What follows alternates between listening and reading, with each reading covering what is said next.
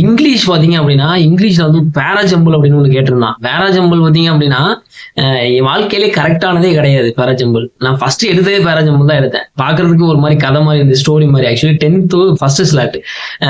அதுல பார்த்தீங்க அப்படின்னா, குளுக்கோஸ், சுக்ரோஸ் அப்படின்னு சொல்லி கேட்டிருந்தான் ஒரு பேராஜம்பிள். போறேன் ஒரு 14 மினிட்ஸ்.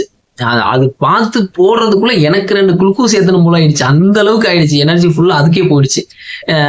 போட்டு முடிச்சதுக்கு அப்புறம் எனக்கு அது டவுட்லயே இருந்துச்சு. எக்ஸாம் முடிச்சு வெளியே வந்து பார்த்தா அது ஆக்சுவலி கரெக்ட். அதுக்கப்புறம் பாத்தீங்கன்னா இங்கிலீஷ் வந்து பேராஜம்பிள் ஓகே தான். எல்லாருக்கும் வந்துச்சுன்னு தெரியல, பட் ஆனா பேராஜம்பிள் ஓகே தான்.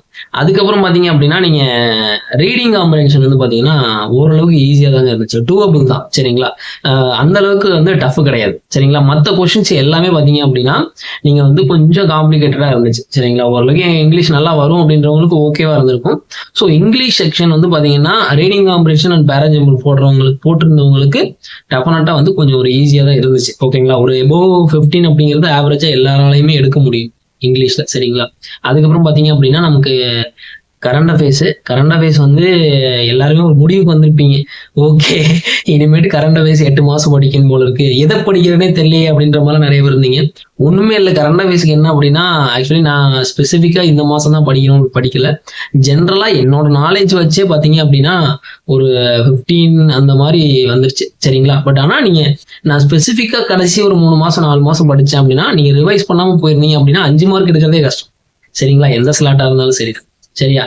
மேபி நீங்க அந்த ஒரு கடந்த ஒரு 6 மாசம் 7 மாசம் வந்து டெய்லி வந்து நான் வந்து ஒரு நார்மலா ஒரு நியூஸ் பேப்பர் படிப்பேன் அப்படின்னாலே நீங்க தாராளமா பண்ணிருக்கலாம். ஒரு 15 எபோவ் 15 பண்ணிருக்கலாம். இதை நீங்க கண்டிப்பா ரியலைஸ் பண்ணிருப்பீங்க. சரிங்களா? ரியலைஸ் பண்ணிருந்தீங்கன்னா கமெண்ட்ல சொல்லுங்க. அதுக்கப்புறம் பாத்தீங்க அப்படின்னா ஆப்டிடியூட் வந்தேன். ஆப்டிடியூட்ல வந்து என்ன ஆயிடுச்சு அப்படின்னா இந்த எதெல்லாம் வந்து கஷ்டம்னு நினைச்சிட்டு இருப்போம், அரித்மெட்டிக்ல கஷ்டம்னு நினைச்சிட்டு இருப்போம், அரித்மெட்டிக்ல ஈஸியா வச்சிருந்தான். அதுக்கப்புறம் டிஐ வந்தோம். டிஐ வந்துட்டு என்னன்னா சில டிஐ எல்லாம் நம்ம ப்ராக்டிஸ் பண்ணும்போது என்ன ஆயிருக்கும் அப்படின்னா சில பேர் எக்ஸ்பீரியன்ஸ் பண்ணியிருப்பீங்க, போட்டிருப்பீங்க, ஆன்சர் வந்திருக்கும். கொஸ்டின் பாக்குறப்போ ஒரு 2-3 கொஸ்டின் போறப்போ ஆப்ஷன்லயே இருக்காது உங்களோட ஆன்சரு. அப்ப என்னன்னா நீ போட்டது தப்பு. ஸோ அந்த சேம் எக்ஸ்பீரியன்ஸ் நான் எக்ஸாம்ல வந்து பார்த்தேன். ஓகேங்களா? அப்போ என்ன அப்படின்னா நம்ம ஒரு 2-3 டைம் ட்ரை பண்ணுவோம். ட்ரை பண்ணதுக்கு அப்புறமும் அதுதான் ஆன்சர் அப்படின்னு சொல்லி நம்ம அப்படியே அங்கேயே நிற்போம். இதுதான் ஆன்சர், நான் போட்டதான் கரெக்ட் அப்படின்னு. ஆனா அது கரெக்ட் இல்லை. ஏன்னா அது ஆப்ஷன்ல இல்லை அப்படின்னா நீ போட்டது தப்பு. அதை ஃபர்ஸ்ட் வந்து நீங்க அக்செப்ட் பண்ணிக்கணும். அதை நிறைய பேர் அக்செப்டே பண்ணிக்க மாட்டோம். நானும் அக்செப்ட் பண்ணல ஃபர்ஸ்ட். அதுக்கப்புறம் பொறுமையா உட்காந்து திரும்ப பார்த்தேன், ஒரு இடத்துல தப்பு பண்ணியிருந்தேன் வேல்யூ எடுத்ததுல. அதுக்கப்புறம் போட்டேன். டிஏ எல்லாமே ஓரளவுக்கு ஈஸியா தான் இருந்துச்சு. 3-4 டிஏ கேட்டிருந்தாங்க, எல்லாமே ஈஸியா தான் இருந்துச்சு. ஆக்சுவலி டைம் கன்சூமிங்கா கூட இல்லை. நீங்க ஜஸ்ட் கொஞ்சம் திங்க் பண்ணி போட்டீங்கன்னா போதும். அந்த மாதிரி தான் இருந்துச்சு டிஏ. ஸோ என்னன்னா ஆப்டிடியூட பொறுத்த வரைக்கும் ஆப்டிடியூட் அண்ட் ரீசனிங் எடுத்துட்டீங்கனாலும் எதெல்லாம் கஷ்டம்னு நீங்க நினைச்சிட்டு இருந்தீங்களோ அது எல்லாமே ஈஸியா கொடுத்துருப்பான். எதெல்லாம் ஈஸின்னு நினைச்சீங்களோ அதெல்லாம் கொஞ்சம் மாடரேட் டு டஃப் லெவல்ல இருந்துச்சு. சரிங்களா? ஸோ ஆப்டிடியூட் வந்து எல்லா ஸ்லாட்லயுமே ஓரளவுக்கு ஈஸியா தான் இருந்திருக்கு.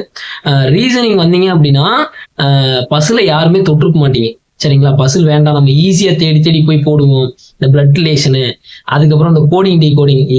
என்னோட ஸ்லாட் 10th ஃபர்ஸ்ட் ஸ்லாட்ல கோடிங் டிகோடிங் யாரெல்லாம் எடுத்தானுங்களோ எல்லாரும் காலி, யாருக்குமே வரல கோடிங் டிகோடிங். அதுக்கப்புறம் இன்புட் அவுட்புட் அதே மாதிரிதான். அதுக்கப்புறம் பாத்தீங்க அப்படின்னா பசில் வந்து ஈஸியா இருந்துச்சு. பசில் வந்து ரொம்ப ஈஸின்னு சொல்ல முடியாது, நம்மளால போட முடியும். ஜஸ்ட் ஒரு பசிலுக்கு வந்து ஒரு 6 to 7 minutes வந்து ஸ்பெண்ட் பண்ணீங்க அப்படின்னா நீங்க வந்து போட்டுடலாம். ஸோ அந்த மாதிரி தான் இருந்துச்சு. ஸோ இந்த எக்ஸாம் வந்து ஓவராலா நீங்க வந்து என்ன புரிஞ்சிருப்பீங்க அப்படின்னா இந்த ஈஸி லெவல் அந்த டஃப் லெவல் ஒரு டாபிக்ஸ் எல்லாம் இப்போ ஆப்டிடியூட் ரீசனிங்ல இந்த ரீசனிங்லாம் எடுத்துட்டீங்கன்னா ஒரு டாபிக்லாம் எடுத்துட்டு இந்த coding decoding blood relation direction இதெல்லாம் வச்சுட்டு இதுதான் ஈஸி, இது வந்து இந்த டாபிக்லாம் வந்தாலே ஈஸியா அட்டன் பண்ணிடலாம். ஸோ அந்த மைண்ட் செட்ல இருந்திருப்பீங்கல்ல. ஸோ அவங்களுக்குலாம் வந்து ஆல்ரெடி தெரிஞ்சவங்களுக்கு ஓகே, தெரியாத ஃப்ரெஷர்ஸ்க்கு பார்த்தீங்கன்னா அந்த ஒரு அண்டர்ஸ்டாண்டிங் கிடைச்சிருக்கு. சரிங்களா? ஓகே, எதெல்லாம் டஃப்போ அதெல்லாம் டஃப் இல்லை, எதெல்லாம் ஈஸியோ அதெல்லாம் ஈஸி இல்லை அப்படின்ற ஒரு முடிவுக்கு வந்திருப்பீங்க. ஓகேங்களா? ஸோ அதுக்கப்புறம் பார்த்தீங்க அப்படின்னா ஓவராலா இதுக்கெல்லாம் வந்து எக்ஸ்பெக்டட் கட் ஆஃப் என்ன இருக்கும் அப்படின்னா நானும் ஒரு கட் ஆஃப் சொல்லணும்ல. ஸோ பார்த்தீங்க அப்படின்னா ஒரு எபோவ் 80 எடுத்திருக்கீங்க. ஓகேங்களா? ஏன்னா டெஃபினட்டா 80 கீழே ஓபிசி அண்ட் ஜெனரலுக்கு இருக்காது. சரிங்களா? ஸோ எபோவ் 80 எடுத்திருக்கேன் அப்படின்னா டெஃபினட்டா கிளியர் ஆயிரும் அப்படின்ற ஒரு கான்ஃபிடென்ட்டோட இருங்க. பட் ஆனா பாத்தீங்க அப்படின்னா இந்த இயர் நீங்க யாராலையுமே வந்து கட் ஆஃப் நீங்க எந்த வெப்சைட்னாலும் போய் எடுத்துக்கோங்க, மெயின்ஸோட கட் ஆஃப் யாராலையுமே டிசைட் பண்ண முடியாது. சரிங்களா? ஐபிபிஎஸ் அதாவது என்னன்னா அந்த ட்ரெண்டே மாறிடுச்சு. சரிங்களா? ப்ரிலிமினரிக்கு தாராளமா நம்ம வந்து கெஸ் பண்ணலாம் இப்போதான் இருக்கும் அப்படின்ட்டு. பட் ஆனால் மெயின்ஸுக்கு வந்து பார்த்தீங்க அப்படின்னா உங்களால் கட் ஆஃப் வந்து ப்ரெடிக்ட் பண்ணவே முடியாது. சரிங்களா? ஏன் அப்படின்னா இந்த வருஷம் நீங்க எல்லாரும் அதாவது நல்லா படிக்கிறவங்களா இருந்தாலும் சரி, நல்லா பண்ணியிருக்கவங்களா இருந்தாலும் சரி, இல்லை நான் ஆவரேஜா தான் பண்ணேன் அப்படின்றவங்களா இருந்தாலும் சரி, நீங்க நம்ம ப்ரெடிக்ட் பண்ற கட் ஆஃபோட 10 மார்க் அதிகமா இருக்கும். சரிங்களா?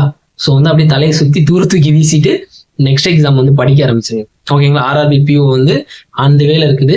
ஸோ அது படிங்க. அதுக்கப்புறம் பார்த்தீங்க அப்படின்னா இந்த மெயின்ஸுக்கு ஃபோக்கஸ் பண்ணி படிக்கிறவங்க மெயின்ஸுக்கு ஃபோக்கஸ் பண்ணி படிங்க. இன்னுமே ப்ரிலிம்ஸே போட்டு சண்டை போட்டு இருக்காதீங்க அது கூட. சரியா? அதுக்கப்புறம் ஆலிவ் போர்டில் வந்து டெஸ்ட் பேக்கேஜ் வந்து முடிஞ்சவங்க வாங்கிக்கோங்க, ஆஃபர் இருக்குது. சரிங்களா? ஸோ எதனால் வந்து ஆலிவ் போர்டை வந்து நான் வந்து ப்ரொமோட் பண்ணுறேன் அப்படின்னா, நாட் ஓன்லி ஃபார் மணி, இது வந்து பார்த்தீங்கன்னா அதோட இன்டர்ஃபேஸ் வந்து பார்த்தீங்க அப்படின்னா உங்களுக்கு எக்ஸாமில் எப்படி இருக்குமோ அதே மாதிரி இருக்கும். குவாலிட்டி ஆஃப் த கொஸ்டின்ஸ், ஓகேங்களா, அதுவும் வந்து கிட்டத்தட்ட நல்லா இருக்கும். சரிங்களா? ஸோ பர்ச்சேஸ் பண்ணுறவங்க பர்ச்சேஸ் பண்ணிக்கோங்க.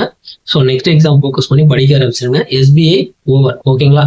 இதுக்கப்புறம் நீங்கள் அதை பார்க்கணும், அதை பற்றி திங்க் பண்ணணுன்ற அவசியமே கிடையாது. சரிங்களா? All the best. தேங்க்யூ.